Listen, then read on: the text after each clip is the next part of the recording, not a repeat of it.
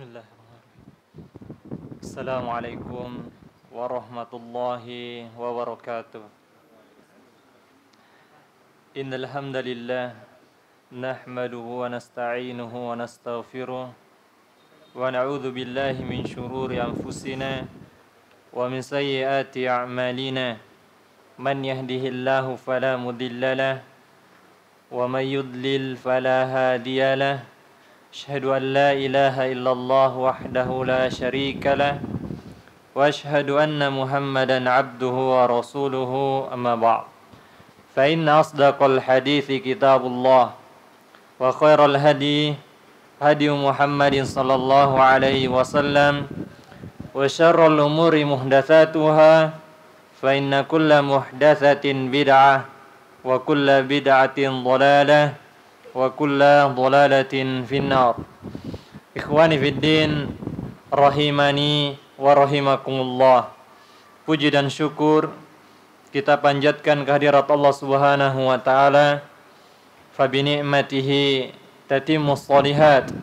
Karena dengan nikmat dan karunia-Nya lah sempurna semua amal kebaikan.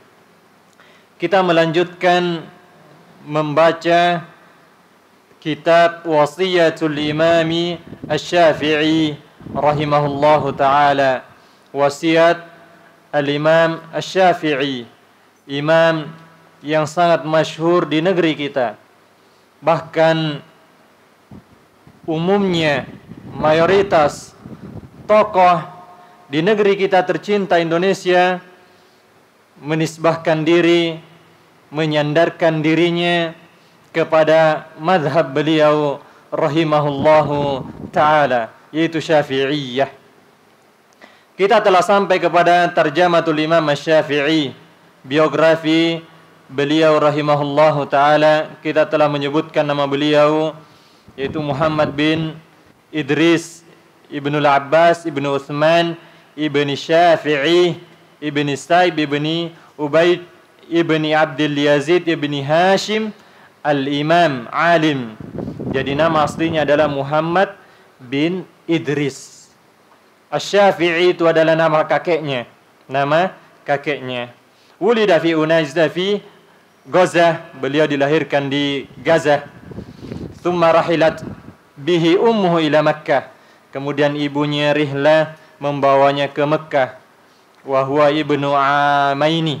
Dia ketika itu berumur 2 tahun. Fanasha'a biha, maka beliau pun tumbuh di Makkah bersama ibunya tercinta. Fata'allamur ramya wa lazimahu hatta kana yusibu minal asyrati tis'atan. Beliau belajar memanah sampai beliau mahir. Beliau yusibu minal asyrati tis'atan. Dia memanah 9, dia memanah 10. Satu yang enggak meleset, satu meleset berarti kena 9.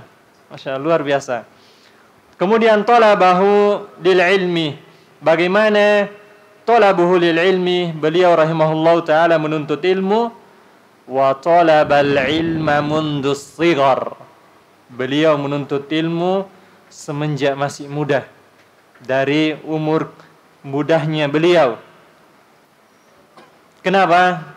Di umur muda inilah adalah umur-umur atau masa-masa keemasan bagi seorang anak untuk mempelajari ilmu syar'i. Memori dia masih bersih, masih mampu menyimpan file-file. Beda halnya dengan orang yang sudah tua, sudah banyak kesibukan yang lain. Memorinya sudah hampir full, sehingga tidak terlalu cepat menampung. Beda dengan anak yang masih kecil. Beliau hafalannya kuat. Oleh karenanya hafizal Qur'ana. Beliau menghafal Quran wa umruhu 7 sinin. Umurnya 7 tahun sudah menyelesaikan menghafal Al-Qur'anul Karim. Wa hafizal Muwatta wa huwa ibnu 10. Dan beliau menyelesaikan telah menghafal Al-Muwatta. Kitab Muwatta karangan siapa? Al-Imam Malik. Al-Muwatta Al-Imam Malik itu hadisnya sekitar 1720-an. Kata para ulama sekitar 1720 hadis. Beliau menyelesaikan pada umur berapa? Ibnu Ashar. Umur 10 tahun. Umur 10 tahun kita ngapain? Masih main kelereng. Subhanallah. Beliau telah menyelesaikan Al-Muwatta Al-Imam Malik. Wa uniya bil lughati wasy-syi'r. Kemudian beliau disibukkan dengan bahasa, lughah. Bahasa apa? Bahasa apa? Bahasa Arab. Kalau dimutlakan menyibukkan diri dengan bahasa para ulama, yang dia sibukkan berarti bahasa Arab. Wasy-syi'r, dan syair-syair. Karena Al-Imam Asy-Syafi'i itu sering disebutkan syair-syairnya, dikenal dengan syair-syairnya. Demikian beliau orang yang paling alim dalam bahasa Arab. Bahkan para ulama mengatakan qaul Imam Syafi'i fil lughah hujjah. Ucapan Al-Imam Syafi'i dalam masalah bahasa itu adalah hujjah. Itu bisa dijadikan sandaran hujjah. Saking dalamnya beliau masalah bahasa. Sehingga dia bisa menguasai syair. Karena syair-syair Arab itu bisa diambil dari bahasa. Bagaimana seorang mampu menguasai bahasa Arab, dia mampu mengolah kata dengan baik.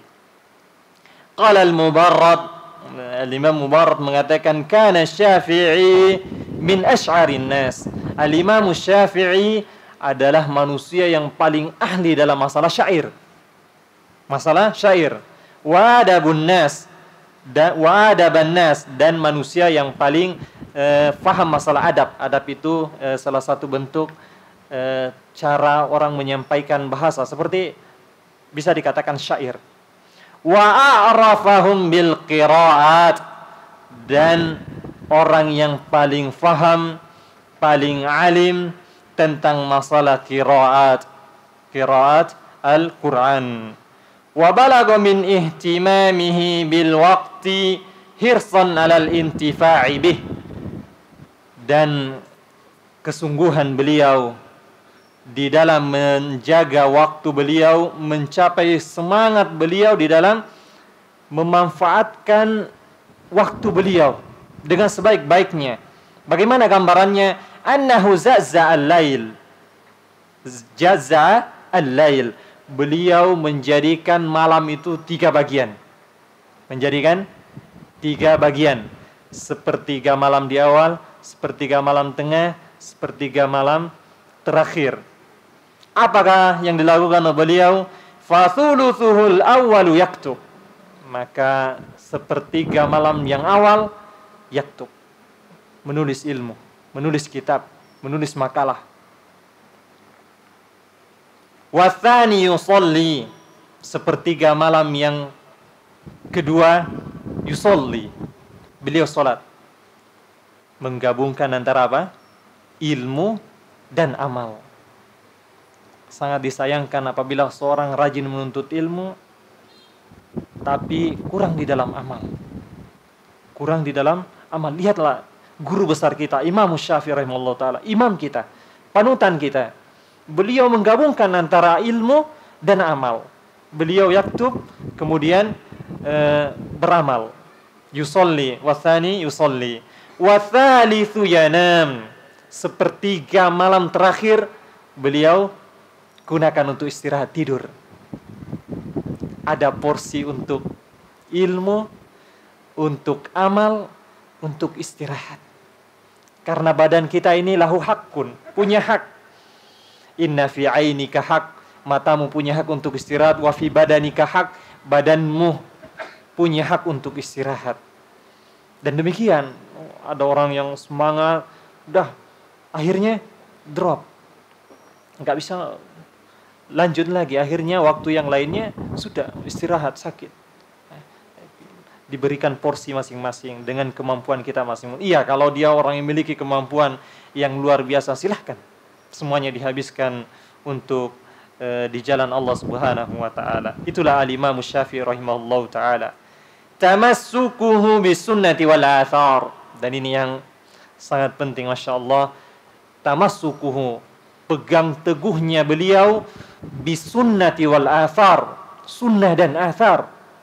Sehingga sangat disayangkan jika ada orang-orang yang mengatakan kita ini Syafi'iyah, namun disampaikan sunnah Rasulullah, anti sunnah. Ini bertentangan dengan imamnya. Ketika disampaikan ini asar-asar Rasulullah, asar para sahabat, kami Syafi'iyah menyelisihi al-Imam Syafi'i rahimahullah ta'ala. Sesungguhnya seandainya seorang tatkala dia mengatakan aku berpegang teguh dengan madhab beliau, maka dia wajib mengetahui apa prinsip-prinsip madhab beliau, bagaimana dakwah beliau, sehingga dia benar-benar pengakuannya. Bapak mengatakan, saya ikut di perusahaan itu. Tahu apa tentang perusahaan itu? Enggak tahu apa-apa. Anda, pengakuan Anda bisa dikatakan dusta, tidak dipercayai. Tapi kalau dia tahu tentang, saya tahu di dalam begini, oh, nah, bisa dipercaya. Anda orang dalam. Nah demikian, kita mengklaim mazhab Imam Syafi'i, guru besar al-Imam Syafi'i. Namun prinsip, yang paling prinsip, kita menyelisihi beliau rahimahullahu ta'ala. Wa qad kana Syafi'i rahimahullahu ta'ala min a'lamin nasi bi ma'anil Qur'ani was sunnah. Al-Imam Syafi'i manusia yang paling alim, paling berilmu tentang Al-Quran dan Sunnah. Bima'ani, tentang makna-makna Al-Quran dan Sunnah. Kenapa demikian? Kenapa Al-Imam Syafi'i manusia yang paling alim terhadap makna Al-Quran dan Sunnah? Ada yang bisa jawab? Sebagaimana kita jelaskan tadi, apa kesibukan beliau? Karena dia ahli bahasa. Dia sibuk dengan ilmu bahasa. Sehingga orang yang paling faham tentang bahasa, dia akan faham tentang Al-Quran. Oleh karena itu, tatkala kita mau belajar bahasa Arab, niatkan di dalam diri kita. Bukan untuk, oh Masya Allah, antum tahu nggak bahasa Arab? Ini, tak bacain kitab gundul. Bukan itu tujuannya. Tapi agar kita bisa memahami makna Al-Quran, kitab kita Al-Quran, kitabullah, sehingga tatkala kita sholat, enak, panjang bacaan atau pendeknya tidak pengaruh bagi kita, karena kita sedang memahami maknanya, kita sedang memperhatikan makna yang dibaca, bukan kita sibukkan dengan yang lainnya. Ini tujuan orang mempelajari bahasa Arab, agar faham makna Al-Quran, faham makna hadis, sehingga kita mampu memahami makna hadis-hadis Nabi Sallallahu Alaihi Wasallam. Kita mengetahui apa yang diinginkan oleh Allah Subhanahu wa Ta'ala. Wa min asyaddin nasi tamassukan bihima, dan manusia yang paling berpegang teguh, gigih di dalam berpegang teguh dengan Al-Quran dan Sunnah. Lihat, ini prinsip siapa? Al-Imam Syafi'i. Disampaikan Al-Quran, disampaikan hadis, ini adalah peganganku.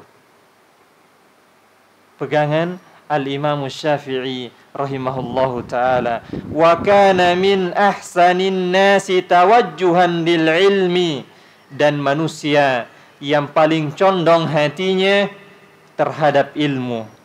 Walil ilmi warraghbati fil khair, dan kecintaan kepada kebaikan. Karena ilmu inilah yang menghasilkan nanti kebaikan. Orang sibuk dengan ilmu, dengan niat yang lurus, dia akan menghasilkan amal yang soleh. Beda halnya dengan orang yang menyibukkan ilmu, tapi hatinya jelek, maka bisa saja itu adalah hujjatun alaihi. Bisa menjadikan hujjah dalam artian yang akan menghujat dia di hari kiamat. Bukan hujjatun lahu. Karena Nabi SAW bersabda, Al-Quranu hujjatun laka aw alaika. Quran itu hujjatun laka, yang akan membelamu pada hari kiamat, aw hujjatun alaika, atau yang akan menghujatmu pada hari kiamat.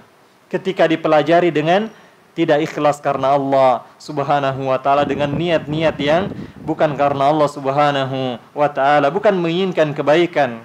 Wa kana yaqulu, Al-Imam Syafi'i rahimahullahu ta'ala pernah mengatakan, wadittu anna nasa, aku sangat senang, aku ingin, aku suka, anna nasa, bahwasanya manusia ta'allamu hadzal ilma, mereka mempelajari ilmu ini, wala yunsabu ila syai'im minhu, wala yunsabu ilayya syai'um minhu, dan ilmu ini tidak dinisbahkan kepadaku, tidak disandarkan kepadaku. Perhatikan ikhwah, Imam Syafi'i mengatakan, saya senang dan sangat bergembira dan sangat menginginkan kalau sekiranya manusia itu mempelajari agama ini dan dia tidak menisbahkan kepadaku, tidak mempelajari dari, tidak mengambil dari Al-Imam Syafi'i. Apa yang bisa kita ambil dari beliau? Beliau sangat menjaga ikhlas, menjaga keikhlasan. Khawatir dipuji-puji, ini dari Al-Imam Syafi'i, ini pelajaran dari Al-Imam Syafi'i, aku mendengarnya dari Imam Syafi'i. Menjaga hatinya, jangan sampai timbul, Masya Allah, ternyata aku terus yang dibilang sama orang. Di mana-mana namaku ternyata harum. Ini yang dikhawatirkan oleh Imam Syafi'i. Aku mau mereka mempelajari dariku ilmu ini, tapi tidak usah disandarkan kepadaku. Demi menjaga keikhlasan. Sekelas Al-Imam Syafi'i sangat memperhatikan masalah ikhlas. Bagaimana dengan kita, orang yang tidak ada apa-apanya? Ila syai'im minhu abada, selama-lamanya tidak disandarkan kepadaku. Fa'ujaru alaihi wala yahmaduni, sehingga aku diberikan pahala oleh Allah, ganjaran, wala yahmaduni, namun mereka tidak memujiku. Dia menginginkan pahala di sisi Allah tanpa menginginkan pujian dari manusia. Karena justru pujian inilah yang kadang mengotori niat seseorang. Kadang kita sudah ikhlas, berusaha ikhlas, muncul sana sini pujian, Masya Allah fulan, Masya Allah fulan. Hati ini, oleh karenanya As-Sufyan Ats-Tsauri rahimahullah ta'ala mengatakan, ma'alajtu syai'an ashaddu alayya min niyyati. Aku enggak pernah memperbaiki, mengobati sesuatu yang lebih berat bagiku daripada niatku. Fa innaha taqallabu alayya, karena dia berbolak-balik. Sudah lurus niatnya mau ambil air wudu, mau sholat 2 rakaat sunnah, timbul ada lagi bisikan niat, terus diperbaiki. Terus apa solusinya? Tinggalkan amalan gitu? Tidak. Dia harus melawannya. Dia berusaha, demi Allah ini aku lakukan ya Allah. Justru kehinaan yang aku dapatkan jika aku mengharapkan pujian mereka. Dan apa mereka mampu menyelamatkanku dari api neraka tatkala aku bangga dengan pujian mereka? Justru itulah yang akan menghinakanku. Kemudian muallif rahimahullah ta'ala melanjutkan, wa kana yaqulu, kemudian Al-Imam Syafi'i rahimahullah ta'ala pernah mengatakan, kullu ma qultuhu, setiap apa yang aku ucapkan, kata Al-Imam Syafi'i, fakana min Rasulillah sallallahu alaihi wasallam, maka itu adalah dari sunnah Rasulullah sallallahu alaihi wasallam. Bagaimana berpegang teguhnya Imam Syafi'i, setiap apa yang aku ucapkan, yakni kalau aku menyampaikan ini hadis, maka itu datangnya dari Nabi sallallahu alaihi wasallam. Khilafu qawli mimma sahha, jika ada perkataanku yang menyelisihi hadis yang sahih, fahuwa aula wala tuqalliduni, maka hadis yang sahih ini itu lebih aula, lebih utama untuk diambil. Jangan taklid kepadaku, jangan ikut-ikutan kepadaku. Ini teguran bagi orang-orang yang kadang mengatakan, Al-Imam Syafi'i mengatakan demikian. Disampaikan hadis, disampaikan Al-Quran, dia mengatakan Al-Imam Syafi'i mengatakan demikian. Al-Imam Syafi'i marah jika demikian. La tuqalliduni, jangan kalian taklid kepadaku. Karena madhab beliau madhab apa? Madhab hadis, hadis yang sahih. Nanti akan disebutkan bagaimana madhab beliau. Sehingga jika ada perkataanku yang menyelisih hadis yang sahih, tinggalkan perkataanku, jangan taklid kepadaku. Waqala, dan beliau pernah mengatakan, ikhwan, kalau ada permasalahan di tengah-tengah penyampaian, ana berhenti sejenak, silahkan bertanya. Nah, siapa tahu kita nggak ada waktu untuk tanya jawab. Jadi pas berhenti sejenak, angkat tangan jika ada permasalahan. Waqala, dan beliau pernah mengatakan, Mata rawaitu an Rasulillah sallallahu alaihi wasallam haditsan sahiha. Kapanpun aku meriwayatkan sebuah hadis yang sahih dari Nabi sallallahu alaihi wasallam, walam akhidh bihi, kemudian aku tidak mengambil ini, tidak mengambil hadis ini, tidak mengikuti hadis ini, tidak berpendapat dengan hadis ini, fa'ushhidukum, maka aku bersaksi atas kalian, anna aqli qad dhahaba, sungguh akalku telah hilang ketika itu. Al-Imam Syafi'i mengatakan, jika aku meriwayatkan hadis, kapan saja hadis yang sahih aku riwayatkan, kemudian aku tidak berpegang teguh dengannya, enggak mengambil hadis ini, tidak sesuai dengan berpendapat dengan hadis yang sahih ini, maka saksikanlah akalku telah hilang ketika itu. Aku tidak sadar ketika itu. Bagaimana berpegang teguhnya Al-Imam Syafi'i rahimahullahu ta'ala dengan hadis yang sahih. Wa kana yaqulu li Ahmad bin Hanbal rahimahullah. Al-Imam Syafi'i pernah mengatakan kepada siapa? Al-Imam Ahmad bin Hanbal. Jadi Al-Imam Ahmad bin Hanbal, imam besar, itu murid daripada siapa? Al-Imam Asy-Syafi'i. Beliau belajar kepada Al-Imam Asy-Syafi'i. Maka suatu hari Al-Imam Asy-Syafi'i ngomong sama beliau, Al-Imam Ahmad rahimahullahu ta'ala, antum a'lamu bil akhbaris sihah. Ya Ahmad, engkau lebih alim, engkau lebih tahu, engkau lebih faham, lebih alim, lebih berilmu masalah akhbarus sihah, hadis-hadis yang sahih, minna, daripada kami, kata Al-Imam Asy-Syafi'i. Apa ini? Menunjukkan ketawaduan beliau. Dan beliau enggak sombong.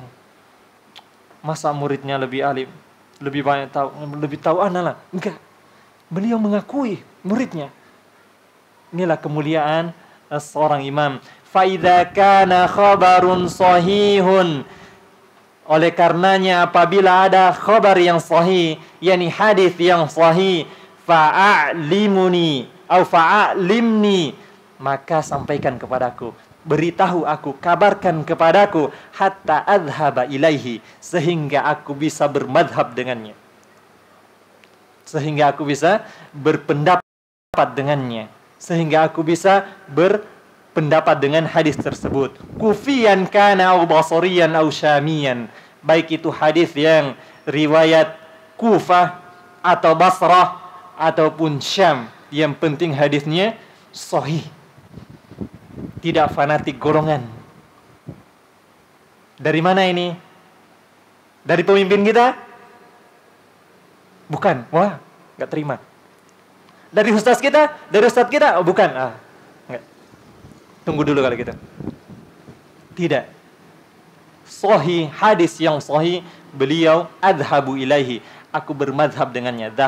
Madhab itu dari kata dhahaba yadhabu, artinya berangkat darinya, maksudnya apa? Berpendapat dengannya. Ini madhab al-Imam Asy-Syafi'i rahimahullahu ta'ala. Wa balagha min tamassukihi bil hadithi, dan bahkan sampai mencapai semangatnya beliau berpegang teguh dengan hadis, annahu awsa bil tizami ashabi. Al-Imam Syafi'i mewasiatkan untuk berpegang teguh dengan ashabul hadis, orang-orang yang bergelut, yang sibuk dengan dunia hadis. Kata Al-Imam Syafi'i rahimahullahu ta'ala, alaikum bi ashabil hadithi, alaikum bi ashabil hadithi, hendaklah kalian berpegang teguh dengan ashabul hadis, orang-orang yang ahli hadis, yang sibuk mempelajari hadis. Fa innahum aktsarun nasi shawaban, karena mereka adalah manusia yang paling banyak benarnya. Benar Bapak? Orang yang paling banyak menyibukkan diri dengan hadis, orang yang paling banyak benarnya. Kenapa demikian?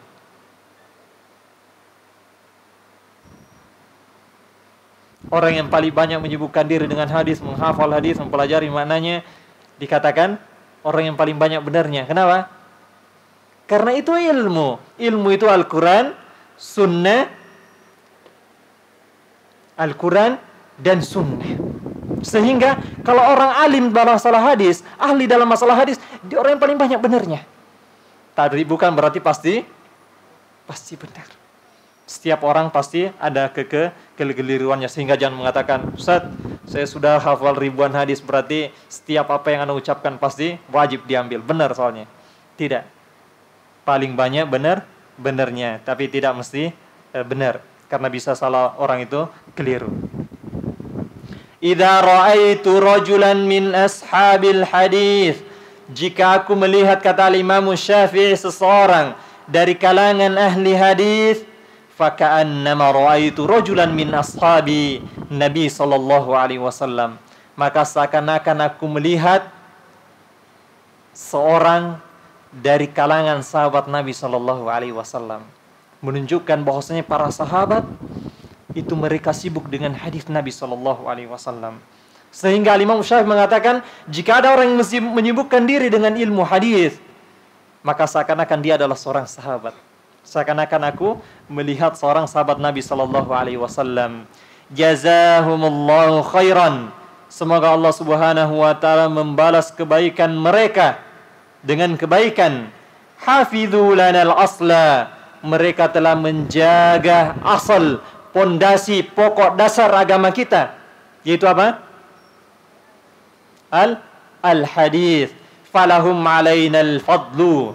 Maka mereka memiliki keutamaan di atas kita. Ikhwani fiddin rahimani wa rahimakumullah. Kita telah menyebutkan dari athar-athar bagaimana Imam Syafi'i menyebutkan. Perhatikan. Yang pertama, apabila ada qauli mimma sahha, apabila ada hadis yang telah sahih dari Nabi SAW, itu perkataan yang pertama. Kemudian yang kedua, kapanpun aku meriwayatkan hadis yang sahih,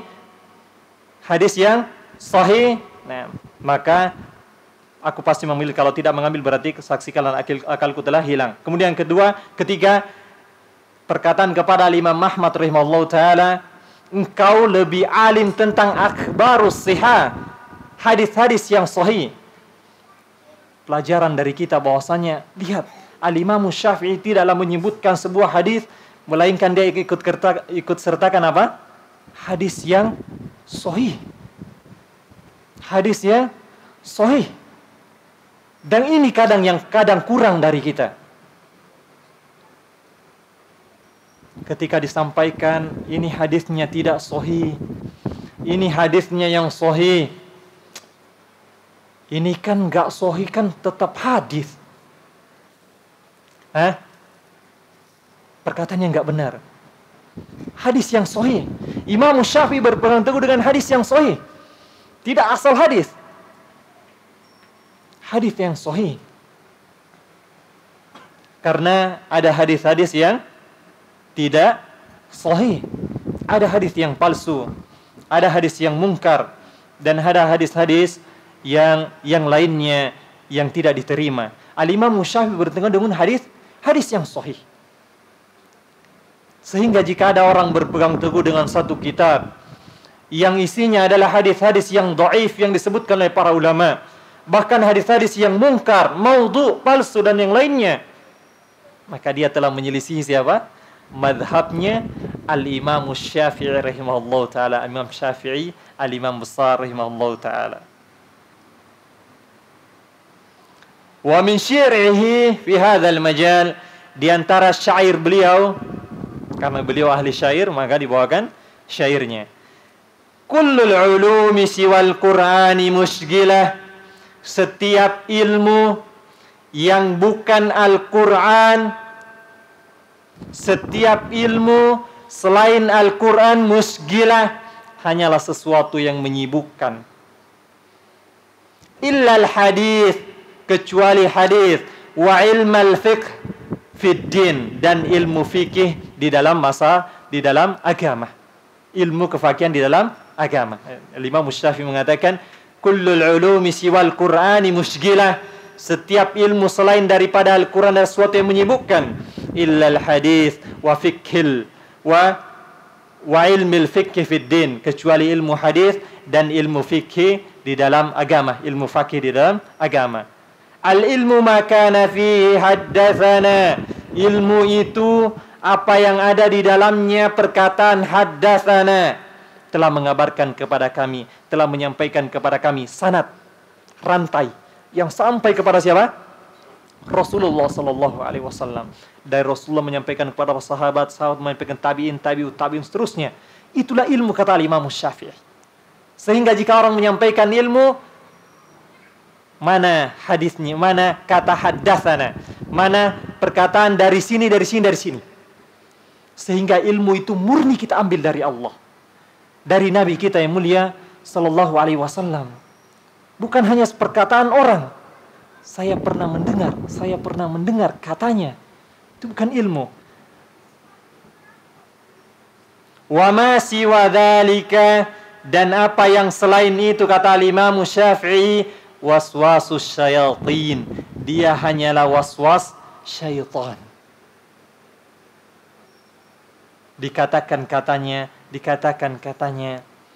Karena memang ini Pak, ada haddatsana, ada sanad. Inilah yang menjaga keabsahan pondasi agama kita. Seandainya nggak ada sanad, kalau nggak salah Ibnu Sirin pernah mengatakan, al-isnadu minad-din. Sanad itu adalah bagian dari agama.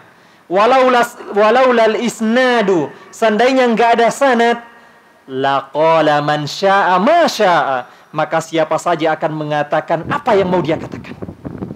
Kenapa? Nggak ada sanad. Dia mengatakan begini, saya juga katakan begini.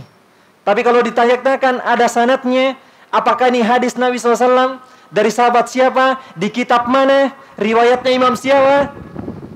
Ketika itu jelas hadisnya sahih menurut para ulama ahli hadis yang ahli di bidangnya, maka kita terima.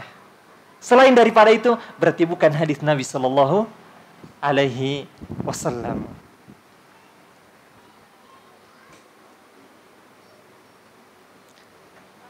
Nahyuhu an ilmil kalam. Ada waktunya?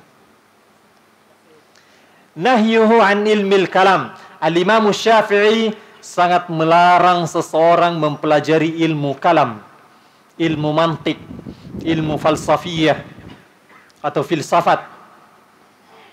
Wa kana syadidul karahati, bahkan sangat keras beliau, sangat benci lil kalam, dalam masalah ilmu kalam. Wa ma ahdathahu an-nasu minal falsafah, dan apa yang dibuat-buat oleh manusia dari ilmu falsafah, filsafat. Fakana yanha anhu wa yaqul, maka beliau pernah melarang dan mengatakan apa? La ayyalqallahu al-'abda bi kulli dhanbin ma khala syirki billah. Seandainya Allah takdirkan seseorang hamba dipertemukan dengan semua dosa. Seandainya seorang hamba Allah takdirkan dipertemukan dengan semua dosa, khala syirki billah, kecuali syirik kepada Allah. Semua dosa dikenakan kepadanya. Dia mengalami dosa, semua dosa, kecuali syirik kepada Allah. Khairun lahu, itu lebih baik bagi orang hamba ini, min ayyalqahu Allahu bi syai'in minal akhwa, daripada Allah pertemukan dia dengan ilmu kalam. Bagaimana kerasnya Imam Syafi'i kepada ilmu kalam. Seandainya Allah takdirkan seorang hamba itu melakukan dosa, semua dosa, kecuali syirik kepada Allah, maka itu lebih baik baginya daripada Allah pertemukan dia dengan ilmu kalam. Karena ilmu kalam ini yang membuat orang kufur kepada Allah. Dia mampu mengingkari Allah, bahkan mampu melecehkan Allah Subhanahu wa ta'ala. Oleh karenanya, tidak heran bagi kita jika kita pernah melihat orang-orang yang mencela siapa? Rasulullah sallallahu alaihi wasallam. Mencela Allah Subhanahu wa taala karena dia telah terkotori pemahamannya, akalnya dengan ilmu kalam. Kayaknya Imam Syafi'i mengatakan jangan sampai dia menemukan mempelajari ilmu kalam. Kemudian kata beliau rahimallahu taala, hukmi fi ahlil kalami, hukumanku kata Imam Syafi'i terhadap orang yang belajar ilmu kalam, ayudrabu bil jarid, dia dicambuk dengan apa? Pelepah kurma, jarid. Wa yuhmalu 'alal ibil. Kemudian dinaikkan di ibil, di unta, di hewan tunggangan. Wa yutafu bihimul asyair. Kemudian beliau digiring, dikeliling di apa? Di mana? Nah, diarak keliling di daerah pemukiman. Wa yunadi alaihim. Tidak cukup sampai itu. Dicambuk, naikkan diarak keliling, dipamerkan. Tidak cukup. Yunadi, diteriakkan kepada mereka. Hada jazaun. Ini balasan. Man tarakal kitab wa sunnah. Yang meninggalkan Al-Quran dan sunnah. Wa aqbala ala al-kalam.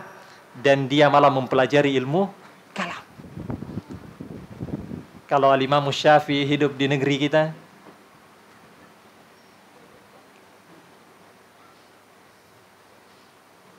dan menjadi kudot, hakim, maka ini yang beliau lakukan di negeri kita.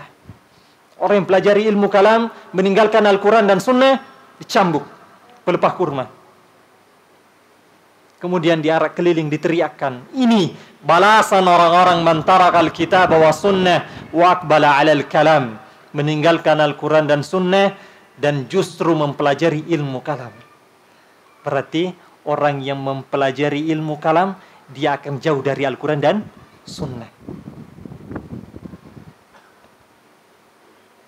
Karena ini orang mempelajari ilmu kalam. Tapi Al-Imam Syafi'i mengatakan ini balasan orang yang meninggalkan Al-Quran dan sunnah dan mempelajari ilmu kalam. Sehingga orang kalau sudah masuk dalam ilmu kalam, ilmu filsafat, dia akan meninggalkan Al-Quran dan sunnah. Itulah perkataan beliau dalam masalah ilmu kalam atau ilmu falsafah. Kalau ada yang tanya, seperti apa ilmu falsafah, Ustaz? Anda nggak pernah belajar. Takut juga kata Imam Syafi'i. Imam Syafi'i dicambuk kita. Udah kita tinggalkan. Kita sibuk mempelajari Al-Quran dan Sunnah. Kita sibuk mempelajari Al-Quran dan Sunnah. Soal? Wara'uhu. Kewara'an al-Imam Syafi'i, kehati-hatian al-Imam Syafi'i, ketawaduan al-Imam Syafi'i rahimahullahu ta'ala. Wa balagha min wara'ihi wa kamali aqlihi wa fiqhi nafsihi. Dan wara'nya Imam Syafi'i dan kesempurnaan akalnya dan kefakihannya telah mencapai annahu nadharahu yauman. Suatu hari beliau munadharah. Diskusi, munaqasyah, biasa ulama ahli ilmu. Munadharah yauman Yunus As-Sodafi. Dengar Al-Imam Yunus As-Sodafi fi masalah, dalam sebuah masalah Al-Imam Syafi'i munadharah, diskusi, dalil, hujjah, dalil. Dan itu biasa Imam Syafi'i. Yang penting masih dalam koridor ilmiah, nggak ada banting meja, nggak ada ini. Masih yang debat ilmunya. Kalau mau pukul-pukulan, kita nggak belajar karate, nah belajar ilmu. Nah, suatu ketika dia munadharah Al-Imam Syafi'i dengan Yunus As-Sodafi. Thumma iftaraqa, kemudian keduanya berpisah berselang waktu. Thumma laqiyahu Syafi'i, maka suatu ketika, suatu hari Al-Imam Syafi'i bertemu dengan Al-Imam Yunus As-Sodafi. Fa akhadha bi yadi Yunus, maka Al-Imam Syafi'i mengambil tangan Yunus As-Sodafi. Thumma qala lahu, kemudian mengatakan kepadanya, ya Aba Musa, wahai Abu Musa. Orang kalau dipanggil dengan panggilan kunyah, itu ada panggilan yang baik. Beda kalau langsung panggil namanya. Tapi kalau dipanggil bapaknya ini, karena orang langsung panggil namanya biasanya segan. Namanya Umar.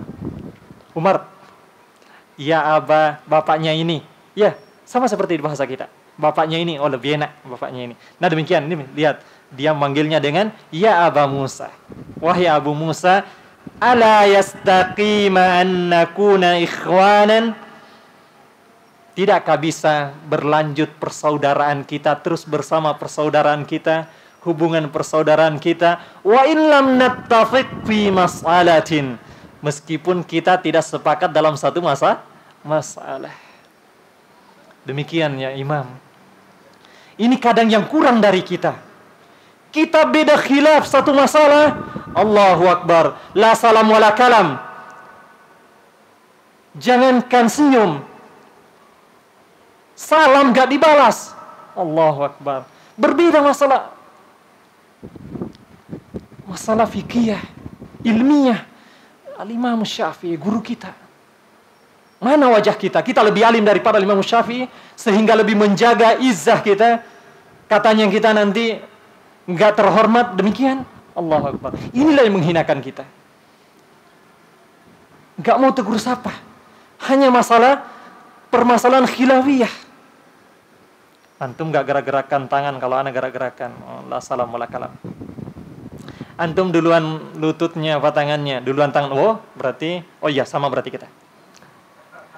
Allahu Akbar. Masalah khilafiyah. Bagaimana kita mencontoh kepada guru kita? Pelajarilah akhlaknya. Jangan mengambil ilmunya, tapi tidak melihat prakteknya. Sehingga kita membantah dengan perkataannya. Al-Imam Syafi'i mengatakan begini. Ya, seperti apa Imam Syafi'i mengamalkan hadis itu? Seperti apa ulama yang berpendapat dengan itu dengan orang yang tidak sependapat dengannya? Apakah seperti kerasnya? Sehingga sama kaum muslimin tidak tegur sapa, bahkan sesama ngaji. Allahu Akbar. Aib. Bahkan ada orang-orang yang mau mempelajari agama ini dari orang-orang yang menisbahkan diri kepada salafiyun, orang yang menyandarkan diri kepada manhaj salaf, orang yang berpegang teguh dengan sunnah Nabi SAW, mengurungkan niatnya. Ternyata salafiyun juga kadang ini ya. Jangan sampai orang tidak mengenal hidayah disebabkan kita. Orang jauh dari agama Allah disebabkan akhlak kita yang buruk. Memang ketika mereka melihat, Masya Allah, dakwah, ilmu Al-Quran Sunnah, perkataan para ulama, iya inilah kebenaran. Siapa yang mau menolaknya? Tidak ada. Oleh karenanya orang-orang yang di luar sana nggak mengetahui itu, ketika dia nggak mau duduk, ketika mereka sudah duduk mempelajari agama Allah, dia akan mengatakan, Masya Allah, inilah kebenaran. Tapi yang sangat disayangkan ketika mereka sudah paham ini kebenaran, disebabkan karena akidah belum menancap di dalam dirinya, belum banyak faham tentang masalah ini, dia mengurungkan niatnya disebabkan akhlak kita yang buruk. Sesama ikhwan kita, sesama saudara kita, dia nggak bisa mencermin. Oleh karenanya PR bagi kita. Sudahkah kita bisa menjadi contoh untuk saudara-saudara kita yang baru mau belajar agama, memperlihatkan akhlak yang mulia kepada saudara-saudaranya? Bagaimana hubungan ikhwan mereka, ukhuwah mereka? Bukan hanya masalah makan. Kalau masalah makan, subhanallah, sepakat, nggak ada perselisihan.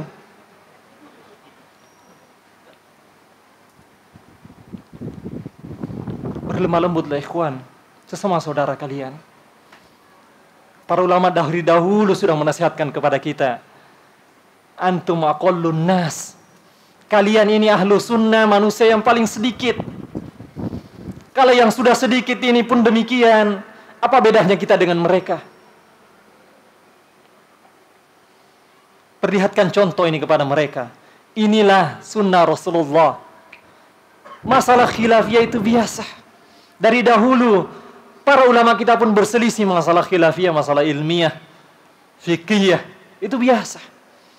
Tapi yang tidak kita pernah melihat dari mereka saling, apa yang terjadi di kalangan kita. Mungkin ini yang bisa saya sampaikan. Jika ada pertanyaan, kita sama-sama menjawab sebelum kita akhiri.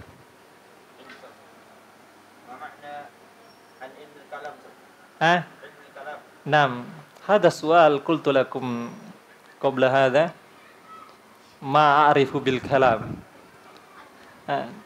Apa itu ilmu kalam? Anda sendiri belum tahu. Karena takut dicambuk sama Imam Syafi'i. Dicambuk Imam Syafi'i nanti. Tapi para ulama mengatakan jangan mempelajari ilmu kalam. Mungkin orang-orang yang sudah mendalam ilmunya, ketika ingin meluruskan bisa dia mungkin dia mempelajari, tapi ketika dia sudah kokoh pembekalan ilmunya. Adapun anak masih TK. Al-akhir. Baik. Jika tidak ada, kita tutup dengan doa kafaratul majelis. Allah taala alam bissawab. Subhanakallahumma bihamdika asyhadu an la ilaha illa anta astaghfiruka wa atubu ilaik. Assalamualaikum warahmatullahi wabarakatuh.